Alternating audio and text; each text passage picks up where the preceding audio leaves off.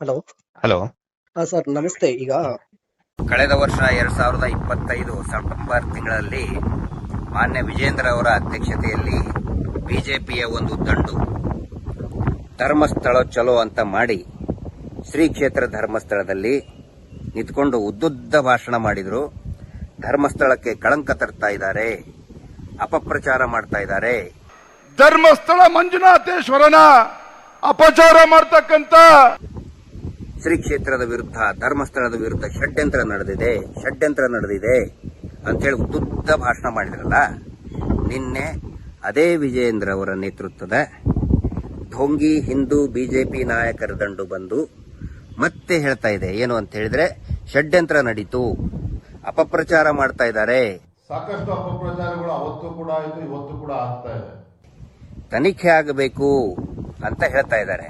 ಆದರೆ ನಿನ್ನೆ ಹೇಳ್ತಾ ಇರುವಂತ ತನಿಖೆ, ಅಪಪ್ರಚಾರ, ಷಡ್ಯಂತ್ರ, ಕಳಂಕ, ಅದರ ಗುಟ್ಟು ಏನಂತ ಹೇಳಿದ್ರೆ, ಅಡ್ಡ ಮತದಾನದಿಂದ ತಮ್ಮ ಮೇಲೆ ಕಳಂಕ ಆಗ್ತಾ ಇದೆ, ಅದರ ತನಿಖೆ ಆಗಲಿ.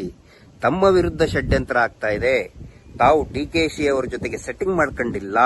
ವಿಜೇಂದ್ರ ಮತ್ತೆ ಡಿ ಕೆ ಶಿವಕುಮಾರ್ ಮಧ್ಯೆ ಯಾವುದೇ ರೀತಿಯ ವ್ಯವಹಾರಿಕ ಸಂಬಂಧವೂ ಕೂಡ ಇಲ್ಲ. ಆದರೂ ನನ್ನ ಮೇಲೆ ಅಪಪ್ರಚಾರ ಮಾಡ್ತಾ ಇದ್ದಾರೆ. ಇನ್ನೂ 1 ವರ್ಷ ಕಳೆದಿಲ್ಲ. ಸೌಜನ್ಯ ಹೋರಾಟಗಾರರ ವಿರುದ್ಧ ಏನು ಕಚ್ಚಾಡಕ್ ಬಂದ್ರಿ, ಈಗ ಅದೇ ಪಕ್ಷದವರು ತಮ್ಮಲ್ಲಿನೇ ಅಡ್ಡ ಮತದಾನ ಅಂತ ಹೇಳಿ ತಮ್ಮಲ್ಲಿನೇ ಕಚ್ಚಾಡ್ತಾ ಇದ್ದಾರೆ. ನಾವು ಅದಕ್ಕೆ ಹೇಳುವುದು, ಇದೇ ಮಂಜುನಾಥ ಸ್ವಾಮಿಯ ಮಹಿಮೆ, ಅಣ್ಣಪ್ಪ ಸ್ವಾಮಿಯ ಲೀಲೆ, ಇದೇ ಸೌಜನ್ಯಾಳ ಶಕ್ತಿ. ಈ ಢೋಂಗಿ ಹಿಂದೂ ನಾಯಕರಿಗೆ ನಿಜವಾಗ್ಲೂ ಏನಾದರೂ ಹಿಂದೂಗಳ ಬಗ್ಗೆ ಕಾಳಜಿ ಇದ್ರೆ, ಶ್ರೀ ಕ್ಷೇತ್ರ ಧರ್ಮಸ್ಥಳ, ಆ ಗ್ರಾಮದಲ್ಲಿ ನಡೆದಂತಹ ಅನೇಕ ಅತ್ಯಾಚಾರ, ಕೊಲೆ, ಅದರಿಂದ ನೊಂದಂತಹ ಆ ಆತ್ಮಗಳಿಗೆ ನ್ಯಾಯ ಸಿಗಬೇಕು, ಕುಟುಂಬಗಳಿಗೆ, ಹಿಂದೂ ಭಕ್ತರ ಕುಟುಂಬಗಳಿಗೆ ನ್ಯಾಯ ಸಿಗಬೇಕು ಅಂತ ಹೇಳಿ ಮಾತಾಡ್ತಾ ಇದ್ರು. ಆದರೆ ಅದನ್ನು ಬಿಟ್ಟು ಅತ್ಯಾಚಾರಿಗಳ ರಕ್ಷಣೆಗೆ ನಿಂತ್ಕೊಂಡ್ರೆ ಮಂಜುನಾಥ ಸ್ವಾಮಿ ಪಾಠ ಕಲಿಸ್ತಾನೆ. ನಾನು ಮತ್ತು ಮಹೇಶ್ ಶೆಟ್ಟಿ ತಿಮ್ಮರೋಡಿ ಅವರು, ನಮ್ಮೆಲ್ಲರೂ ಕೂಡ, ಸಮೀರ್ ಅವ್ರನ್ನ ಹಿಡ್ಕೊಂಡು ಎಲ್ಲರೂ ಕೂಡ ನಾವು ಹೇಳ್ತಾ ಇರೋದೇನು, ನಾವು ಮಾಡ್ತಾ ಇರ್ತಕ್ಕಂಥ ಈ ಹೋರಾಟ ಧರ್ಮಸ್ಥಳದ ಮಂಜುನಾಥ ಸ್ವಾಮಿಯ ಒಂದು ಸೇವೆ, ಒಂದು ಹರಕೆ, ಅಣ್ಣಪ್ಪ ಸ್ವಾಮಿಯ ಹರಕೆ. ನಮಗೆ ರಕ್ಷಣೆಗೆ ನಿಂತಿರುವುದೇ ಆ ಸೌಜನ್ಯ ಶಕ್ತಿ, ಮಂಜುನಾಥ ಸ್ವಾಮಿಯೇ ನಮ್ಮ ರಕ್ಷಣೆಗೆ ನಿಂತಿದ್ದಾರೆ. ಅದಕ್ಕಾಗಿನೇ 1 ವರ್ಷದ ಒಳಗಡೆನೆ ಮತ್ತೆ ಅದೇ ಧರ್ಮಸ್ಥಳಕ್ಕೆ ಕರೆಸಿಕೊಂಡು ಇವ್ರನ್ನ ತಮ್ಮ ವಿರುದ್ಧ ಕಳಂಕ, ತಮ್ಮ ವಿರುದ್ಧ ಅಪಪ್ರಚಾರ ಅಂತ ಹೇಳ್ತಾ ಇದ್ದಾರೆ. ತಮ್ಮ ಮೇಲಿನ ಕಳಂಕ ತುಳಿಯೋದಕ್ಕೆ ಧರ್ಮಸ್ಥಳಕ್ಕೆ ಬಂದಿದ್ದಾರೆ. ಇದೇ ಮಂಜುನಾಥ ಸ್ವಾಮಿಯ ಲೀಲೆ, ಇದೇ ಸೌಜನ್ಯಾಳ ಶಕ್ತಿ. ತಿದ್ಕೊಂಡ್ರೆ ಸರಿ, ಇಲ್ಲಂತ ಹೇಳಿದ್ರೆ ಪಾಠ, ಇನ್ನೂ ಭಯಂಕರವಾದಂಥ ಪಾಠ ಮಂಜುನಾಥ ಸ್ವಾಮಿ ನಿಮಗೆ ಕಲಿಸ್ತಾನೆ. ಸದ್ಯದರಲ್ಲೇ ವೇಟ್ ಮಾಡಿ. Justice for Sowjanya. ನಮಸ್ತೆ. ಹಲೋ. ಸರ್ ನಮಸ್ತೆ. ಈಗ ಪ್ರಕಾಶ್ ರಾಜ್ ಅವರ ನಿನ್ನೆ ಬಂದು ಪ್ರೆಸ್ ಮೀಟ್ ಮಾಡಿದ್ರು, ಮತ್ತೆ ನಾನಾ ಬೆಳವಣಿಗೆ ಆಗ್ತಾ ಇದೆ ಧರ್ಮಸ್ಥಳ ಕೇಸಲ್ಲಿ, ಏನ್ ಹೇಳ್ತೀರಿ ಅಂತ? ಧರ್ಮಸ್ಥಳ ಕೇಸಲ್ಲಿ SIT ತನಿಖೆ ಮಾಡ್ತಾ ಇದ್ದಾರೆ. ಅವ್ರಿಗೆ ತನಿಖೆ ಮಾಡೋದಕ್ಕೆ ಬಿಡಬೇಕು. ವರದಿ ಕೊಡ್ತೀನಿ ಅಂತ ಹೇಳಿದ್ದಾರೆ. ವರದಿ ಕೊಡೋದಕ್ಕೆ ಬಿಡಬೇಕು. ವರದಿ ಕೊಟ್ಟ ಮೇಲೆ ಅವಾಗ ಅಲ್ಲಿ ಏನಾದ್ರೂ ಷಡ್ಯಂತ್ರ ನಡೆದಿದ್ಯಾ ಅಥವಾ ಕೊಲೆಗಳು ನಡೆದಿದ್ದಾವ, ಅಪರಾಧಗಳು ನಡೆದಿದ್ಯಾ, ಆವಾಗ ಅದನ್ನು ವಿಶ್ಲೇಷಣೆ ಮಾಡಬೇಕು. ಈ ಒಂದು ವೇಳೆ ಷಡ್ಯಂತ್ರ ಮಾಡಿದ್ದು ಆಗಿದ್ರೆ, ಇಲ್ಲಿ ಷಡ್ಯಂತ್ರ ಅಂದ್ರೆ ಏನು? ನಾನು ಅನೇಕ ಸಾರಿ ಒಪ್ಕೊಂಡಿದ್ದೇನೆ, SIT ಯಲ್ಲಿ ಕೂಡ ಹೇಳಿದ್ದೇನೆ. ಚಿನ್ನಯ್ಯನನ್ನ ಅವನು ನಮ್ಮ ಹತ್ರ ಬಂದ, ಶವಗಳನ್ನ ಹೂತ್ ಹಾಕಿದ್ದೀನಿ ಅಂತ ಹೇಳಿದ. ಹಾಗಿದ್ರೆ ತೋರ್ಸಪ್ಪ ಎಲ್ಲಿ ಹೂತ್ ಹಾಕಿದೀಯಾ ಅಂತಂದಾಗ ಅವನು ತೋರಿಸಿದ. ಅದರಲ್ಲಿ ಬಂಗ್ಲೆಗುಡ್ಡದಲ್ಲಿ ಒಂದು ಜಾಗದಲ್ಲಿ ಇದ್ದಂತಹ ಏನೋ ತಲೆಬುರುಡೆಯನ್ನ ಅವನೇ ತೋರಿಸಿದ್ದು. ಅದು ಚಿನ್ನಯ್ಯ ನಂತರ ದಿನದಲ್ಲಿ ಒಯ್ದು ಕೋರ್ಟಿಗೆ ಕೊಟ್ಟ, ತೋರಿಸಿದ, ಪೊಲೀಸ್ ಸ್ಟೇಷನ್ ತೋರಿಸಿದ. ಅದಕ್ಕಿಂತ ಬಿಫೋರ್ ಅವನನ್ನ ನ್ಯಾಯಾಲಯಕ್ಕೆ ಕರ್ಕೊಂಡು ಹೋಗಿದ್ವಿ, ಸುಪ್ರೀಂ ಕೋರ್ಟಿಗೆ. ಅದನ್ನು ಕೂಡ ಒಪ್ಕೊಂಡಿದ್ದೀನಿ. ಒಂದು ಅಪರಾಧ ಆಗಿದೆ, ಅದರಲ್ಲಿ ನಾನು ಭಾಗಿಯಾಗಿದ್ದೀನಿ ಅಥವಾ ಅದನ್ನ ನಾನು ನೋಡಿದ್ದೀನಿ, ಹೂತ್ ಹಾಕಿದ್ದೀನಿ ಅಂತ ಪೊಲೀಸ್ ಸ್ಟೇಷನ್ಗೇನೋ ಅಥವಾ ನ್ಯಾಯಾಲಯಕ್ಕೆ ಕರ್ಕೊಂಡು ಹೋಗೋದು ಷಡ್ಯಂತ್ರನ ಡಿಸೈಡ್ ಮಾಡ್ಬೇಕಿದು. ನ್ಯಾಯಾಲಯನೇ ಡಿಸೈಡ್ ಮಾಡ್ಬೇಕು. ಅಥವಾ ಇಲ್ಲಿ ಅವರು SIT ಅವರು ತನಿಖೆ ಮಾಡಿದ್ರಲ್ಲಿ ಎಷ್ಟೆಷ್ಟು ಏನೇನೋ ಅಲ್ಲಿ ಕೃತ್ಯ ನಡೆದಿದೆ, ಅದೇನಾದ್ರೂ ಫೈಂಡಿಂಗ್ ಇದ್ರೆ ವರದಿ ಬಂದ ನಂತರ ಗೊತ್ತಾಗತ್ತೆ. ಇವರು ವರದಿ ಬರೋಕೆ ಬಿಡ್ತಾ ಇಲ್ಲ. ಪ್ರಕಾಶ್ ರಾಜ್ ಅವ್ರು ಮಾತಾಡಿದ ತಕ್ಷಣನೇ ಎಡಪಂಥೀಯ ಬಲಪಂಥೀಯ, MD ಸಮೀರ್ ಮಾತಾಡಿದ ತಕ್ಷಣನೇ ವಿಡಿಯೋ ಮಾಡಿದ ಅನ್ಕೊಳ್ಳೆ ಹಿಂದೂ ಮುಸ್ಲಿಮು. ಆನಂತರ ಇನ್ನೊಬ್ರು ಕ್ರಿಶ್ಚಿಯನ್ರು ಒಡನಾಡಿ, ಪಾಪ ಅವ್ರು ಕ್ರಿಶ್ಚಿಯನ್ರು ಅಂತೇನ್ ಮಾಡಿಲ್ಲ, ಒಡನಾಡಿ ಅವರೊಬ್ಬ ಸೋಷಿಯಲ್ ಸಾಮಾಜಿಕ ಸಂಘಟನೆ, ಬಟ್ ಅವ್ರ ಜಾತಿ ಹುಡುಕ್ತಾರೆ. ಅವ್ರ ಜಾತಿ ಹುಡುಕಿದ್ಮೇಲೆ ಅವ್ರು ಕ್ರಿಶ್ಚಿಯನ್ರು ಅಂತ ಗೊತ್ತಾಗತ್ತೆ.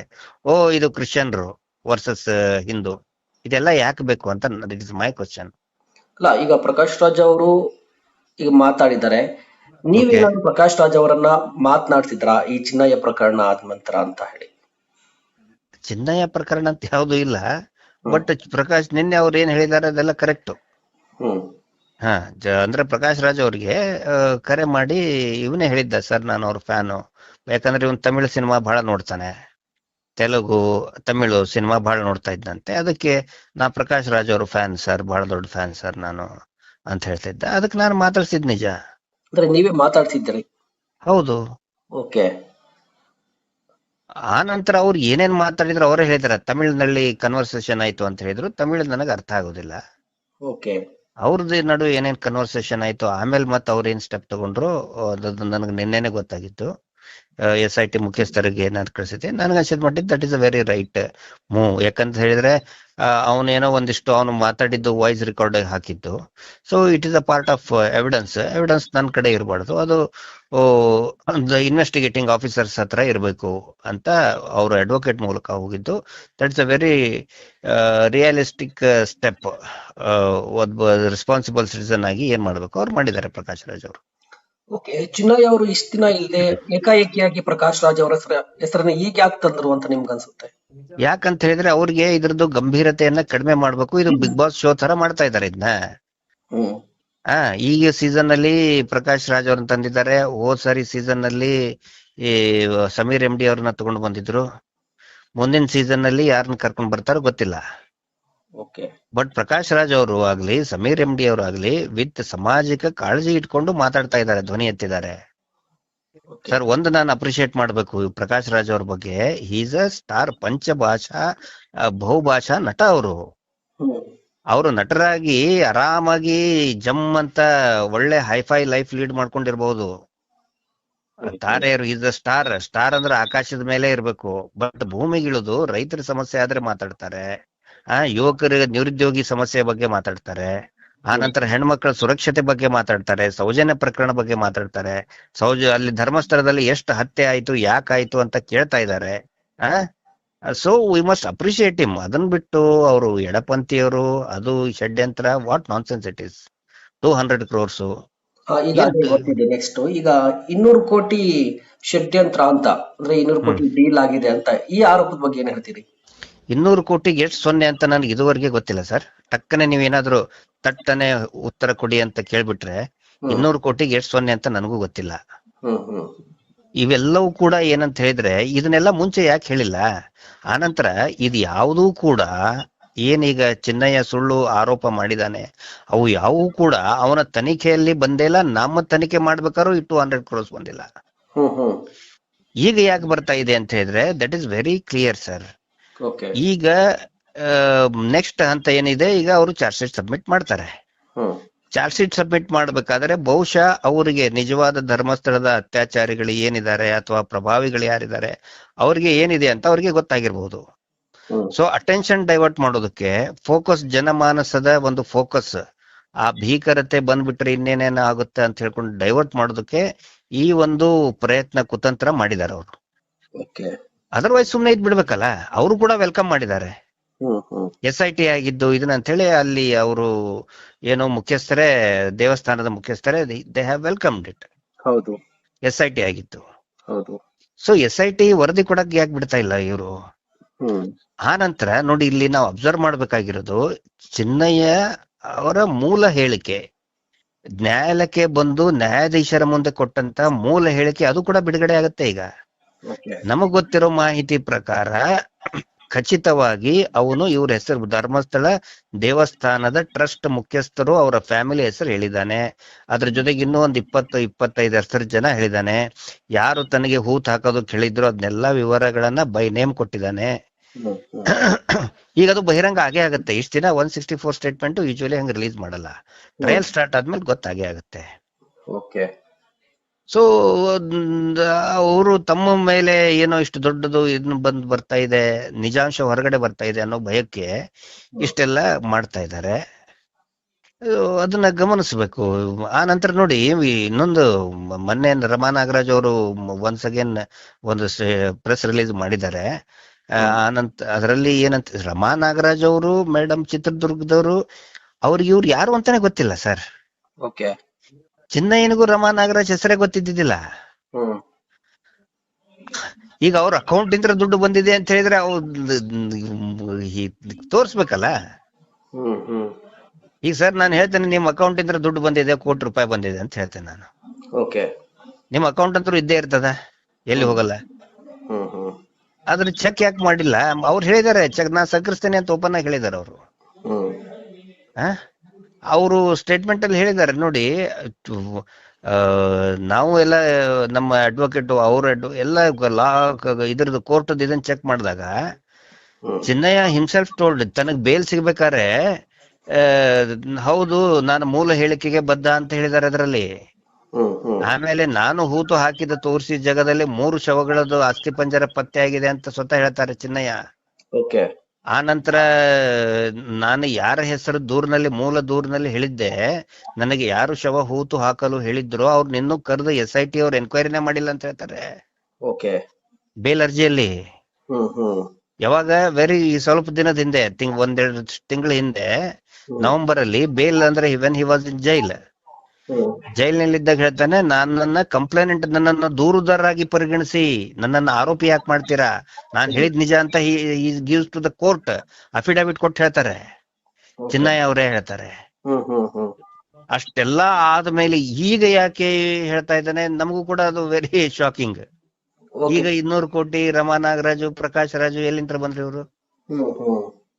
ರಮಾ ನಾಗರಾಜು ಎಲ್ಲರ ಕುತೂಹಲ ಇದ್ದಿದ್ದೇನು ಅಂತ ಹೇಳಿದ್ರೆ, ಚಿನ್ನಯ್ಯ ಈ ಹಿಂದೆ ನಿಮ್ಮನ್ನ ಭೇಟಿ ಆಗಿದ್ದ, ನೀವು ಚಿನ್ನಯ್ಯಗೆ ರಕ್ಷಣೆ ಕೊಟ್ಟಿದ್ರಿ ಈ ಹಿಂದೆ, ಹೌದು ಅಲ್ವಾ? ಈ ಬೇಲ್ ಎಲ್ಲ ಆದ್ಮೇಲೆ ಚಿನ್ನಯ್ಯ ಎಲ್ಲಿದ್ದಾನೆ ಅನ್ನೋಂತ ಒಂದು ಪ್ರಶ್ನೆ, ಅಂದ್ರೆ ನಿಮ್ಮ ಸಂಪರ್ಕಕ್ಕೆ ಏನಾದ್ರು ಬಂದಿಲ್ಲ? ಇಲ್ಲ ಚಿನ್ನಯ್ಯ ಇಸ್ ವಿತ್ ಧರ್ಮಸ್ಥಳ, ಅವ್ರ ಜೊತೆಗೇನೆ ಇದ್ದಾನೆ. ಪ್ರಭಾವಿಗಳು ಯಾರಿದಾರಲ್ಲ ಅವರೇ ಅವನಿಗೆ ಹೋಟೆಲ್ ನಲ್ಲಿ ಒಂದು ಲಾಡ್ಜ್, ಆತ್ರೇಯ ಲಾಡ್ಜ್ ಅಲ್ಲಿ ಒಂದು ದಿನಕ್ಕೆ ₹5,000 ಇಲ್ಲಿ, ಒಂದು ದಿನಕ್ಕೆ ₹5,000.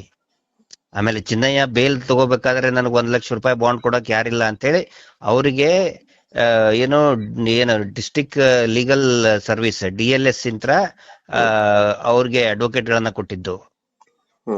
ಈಗ ಸ್ಟೇಟ್ ಬಿಜೆಪಿ ವಕ್ತಾರ ಮತ್ತೆ ಅಸೋಸಿಯೇಷನ್ ಪ್ರೆಸಿಡೆಂಟ್ ಅವ್ರನ್ನೇ ಎಂಗೇಜ್ ಮಾಡ್ತಾನೆ. So who is behind it, who is funding him? Okay. So ಜನರುಗಳಿಗೆಲ್ಲ ಇದು ಗೊತ್ತಾಗ್ಬೇಕು. ಆಲ್ಮೋಸ್ಟ್ ಈಗ ಎಲ್ಲರಿಗೂ ಇದು ಅವ್ರನ್ನ ಯಾಕೆ ಹ್ಯಾಂಡಲ್ ಮಾಡ್ತಾ ಇದ್ದಾರೆ, ಯಾವ ಉದ್ದೇಶದಿಂದ ಹ್ಯಾಂಡಲ್ ಮಾಡ್ತಾ ಇದ್ದಾರೆ. ಸೊ ಇದರಲ್ಲಿ ಖಂಡಿತ ತಿರುಚುವಂತ ಪ್ರಯತ್ನ ನಡೆದಿದೆ ಅಂತ ಖಚಿತವಾಗಿ ಗೊತ್ತಾಗುತ್ತೆ. ಓಕೆ. ಹಾ sir. Okay sir, thanks so much sir. Thank you sir.